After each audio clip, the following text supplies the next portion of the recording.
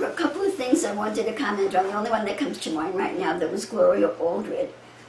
Gloria Aldred is obviously a woman. Gloria is a female name. She is an attorney who always, I don't know always, but she has defended some very high-profile cases of women claiming that they've been molested. But I've never seen her, from what I can understand, I've never seen her politically motivated. She just took these difficult cases of women saying that they were molested, and she usually wins. But now, in this instance, she defended someone who said that they were molested by President Trump. And it turns out that the woman that she's defending was her daughter. Oh my God. Her daughter stood up there and like, that's as bad as Nancy Pelosi's daughter started something political also. These people, they really, they're so confident because they've gotten away with these lies for so many years that they're not even smart. They're not even smart. I mean, they're used to the Snopes checking them, the Snopes fact check, but I guess President Trump has his own fact check. And they're just exposing all of these people. And another woman that accused him worked for the Clinton Foundation. So the man hasn't done anything like that.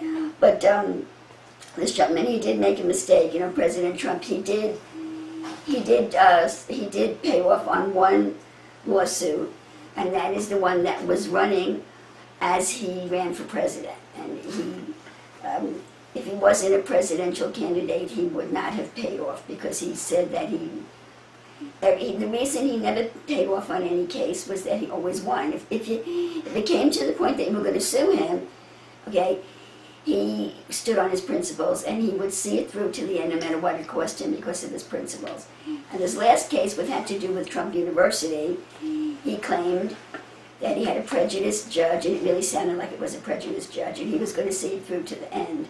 But then when he became the candidate, he said it wasn't right for him to be in a lawsuit, whether he was either president or while he was president or presidential candidate. So he settled the case, but that's the first time he ever did that. And his reason was because he was becoming the president. So it's quite an incredible story, is it not? But that was it. I knew that Gloria Aldred was in some kind of trouble, but I didn't know what it was.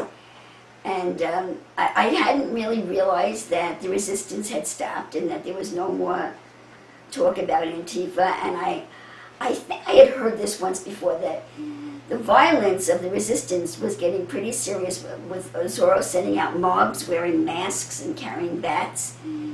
There was that big incident where there was a group of peaceful protesters protesting a statue in their hometown that was about to be taken down of General Lee. I think it was a statue of General Lee, because there was this big push to take down the statues that were national heroes. And they had a permit to demonstrate, they had a permit to gather, and they were just peacefully standing there. Maybe they were holding up signs. And Antifa came without a permit, mostly men, I think maybe women, I don't know, wearing masks and carrying bats. And they started to attack the peaceful group, and the peaceful group attacked back. So it was a melee, and a melee, I think it's pronounced. And the left wanted President Trump to condemn the peaceful protesters, and he wouldn't do it. He said violence is always wrong, but you have to condemn both sides. And the first group had a permit, the second group didn't have a permit. The first group didn't have weapons, the second group had bats, and wore masks. And you want me to condemn the legal protesters, and he wouldn't do it. And he even came under condemnation from Republicans. This guy is being hit on every side, but he wouldn't do it. So apparently they arrested 230 of these people. Now, I don't know if it was at that particular demonstration. These might have been 230 arrests, might have been from several demonstrations of people wearing masks and carrying weapons. And what he said was each one of the 230 that has come whose case has come before a judge today, that's the date of this video anyway, were being sentenced to jail for a sentence of 10 years. And probably that's why the resistance stopped. Because Soros is paying these kids, they're mostly college kids or thugs, that he's paying to do this. And now these 230 are going to jail. Well, the resistance stops suddenly. See? So I was happy to hear that. I don't think we'll do another one. I don't think your minds could really. Yes, somebody has something to say. Okay. Rita wrote in, why does George Soros have so much power? I know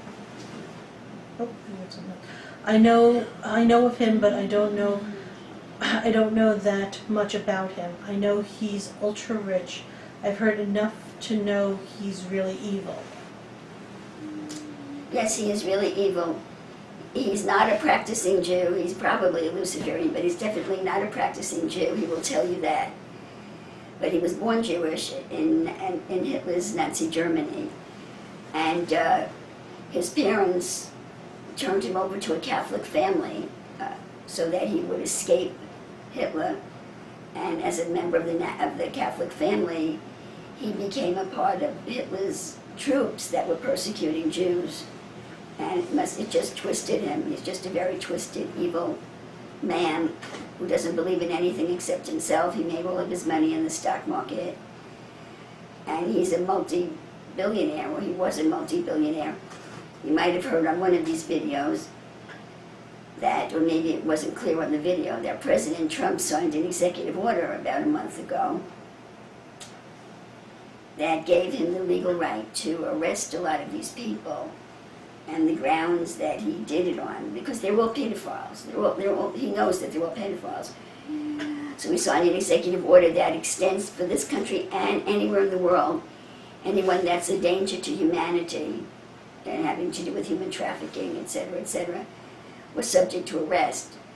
And technically he put the country under martial law with that executive order, and that executive order gives him the right to seize the assets of anyone that's involved in human trafficking, and they're all involved in human trafficking. So Soros must have gotten a heads up. They say that General McMaster's reports directly to Soros, and McMaster's is right in the inner circle. However, he has his spies.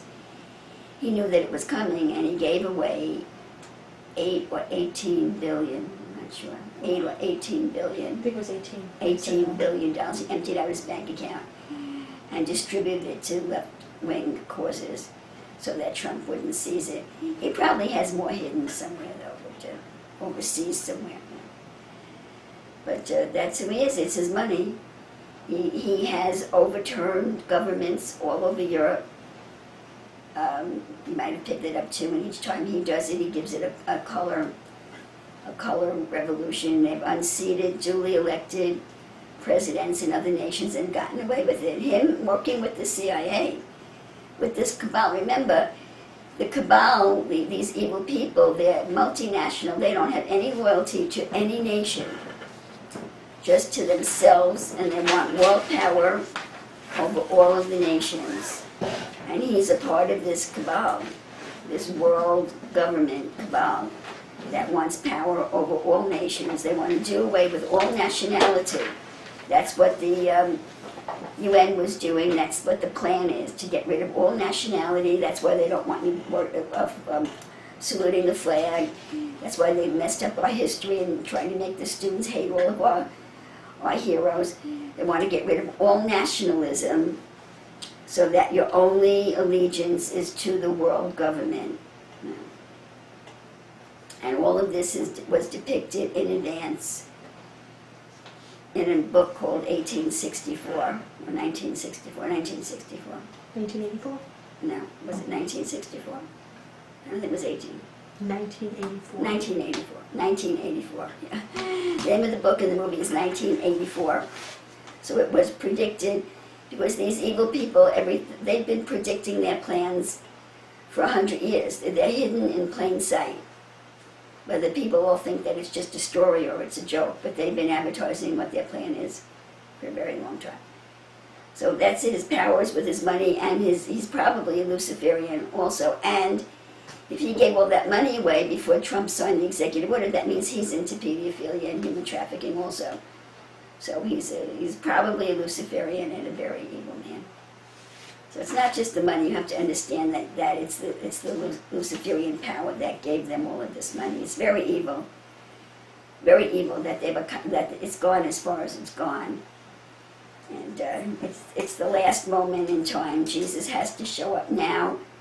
He's begun to show up through Donald Trump, but he has to show up through his church also. He has to show up personally, and his church has to stand up to finish them off, because they're really just too powerful. Mm-hmm. So that's what's coming. Anything else? Amen. Okay, but I don't think we should do another one. I don't think my mind could take it. I hope this was a blessing to you. Please continue to pray for me, because I was attacked during this meeting. I had to go inside and pray for myself. I felt better after I prayed for myself. So these curses, wherever they're coming from, they're coming in continuously. And I do feel better when I break the curses, so it's not just a plain old physical illness. I'm under a severe attack trying to tear me down spiritually. And I really need your prayers. So please pray for me. In Jesus' name. Amen. There was something else? Okay. Rose has a question. Do you agree that this Thomas Paine, that Trump should not fire Mueller and let him hang himself? This is all so interesting. Oh, I'm sorry. Sorry, she wrote something. I absolutely agree with him. I think it's very obvious that they want him to fire Mueller. That they're trying to goad him into firing Mueller so that Mueller will have an excuse to end the investigation. Because if he doesn't, if Trump does not fire him, how can he continue? I mentioned this earlier. How can he continue the investigation when all of the witnesses in the investigation have now been exposed as colluding with the Russians?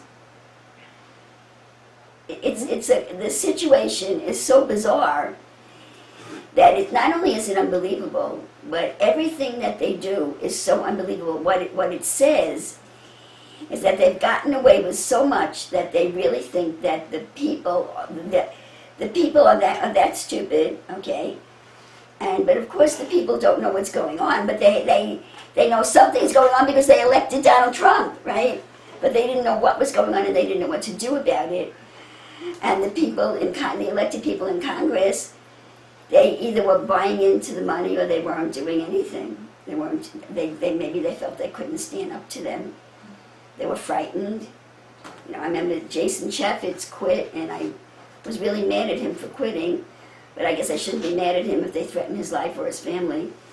I shouldn't be mad at him. I don't know what I would be doing if I was in his shoes, but we really need to be praying for Devin Nunes, because that man has stood up, and I'm sure they have threatened his life. They tried to take him down politically, and they failed.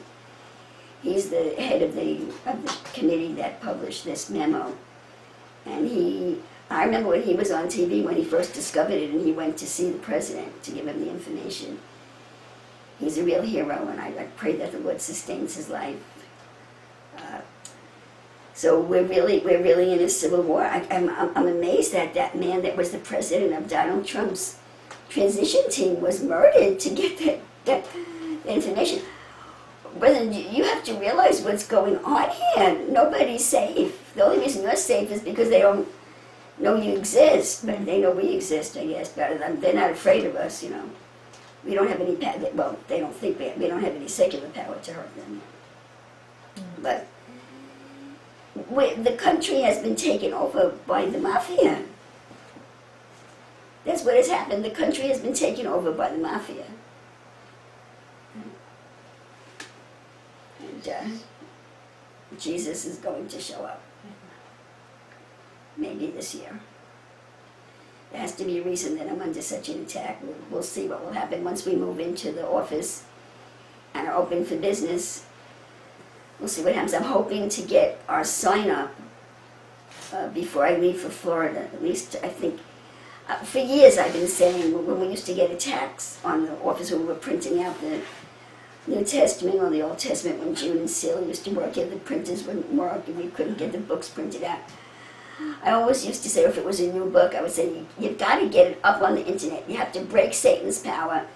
As soon as you get it up on the internet, everything will be okay, and that was the case. So we've got to get into that into that office. So I'm hoping to put the sign up.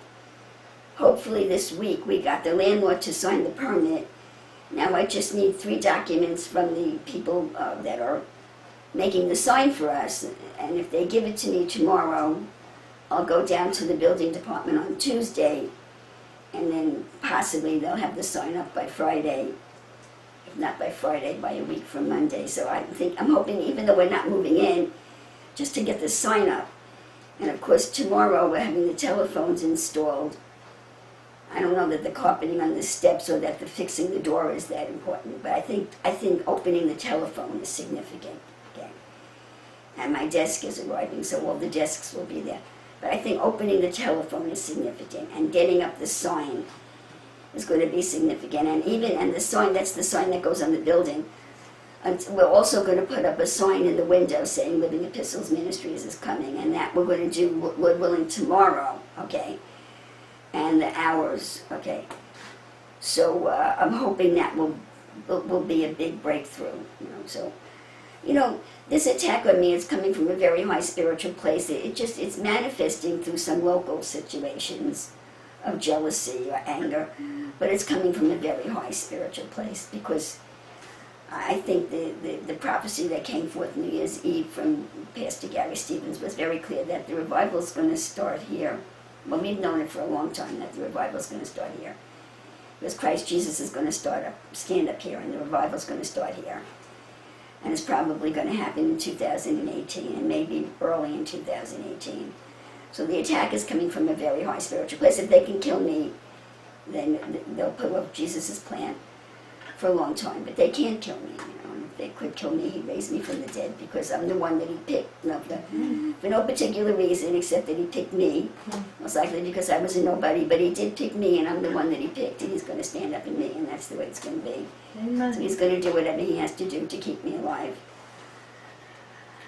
So that he can stand up in me. You know, when he stands up in me, I will be healed of everything and be strong. So, but in the meantime, I really need to function, and I really would appreciate your prayers every day. I need curses broken every day. So, thank you very much. Pray that the sign goes up, okay? Tomorrow we're putting the numbers on the office door, because there's no number. Actually, what we're moving into it used to be a residence, you know, but the area that it was built in is now zoned commercial. So it's being rented as an office, and the store next door is a barber shop, and next door to that was a house also, but it's being rented as a commercial office. It's not rented yet. So there's no number on the door, but we're going to put up the number on the door tomorrow, Lord willing, and the sign in the window, Lord willing. And then the sign on the building, Lord willing, by the end of the week, if not by a week from tomorrow. And I'm hoping that's going to break this power, you know. And Tuesday, we're meeting with it. We can't move in, brethren, unless the networking people get in there and cable us, run the cables for the computers and the phones. We absolutely cannot move in there without that. And the poor man, I think they're Christians. I had a lot of time finding a company that would do it, and these guys seem to be right and know what they're doing. And the guy that actually laid out the plan that we need, he got the flu and pneumonia and wound up in the hospital. I think he's a young guy. He wound up in the hospital. I think he's a pretty young guy, you know, and was very, very sick. And we're supposed to meet with them on Tuesday. And so everybody has to make it on Tuesday, okay? His name is Joe and Teresa from Infinite Media, and Susan and I have to be there. I may even take Chase with me, I'll see. He's got such a good memory for technical stuff. So we all have to be there.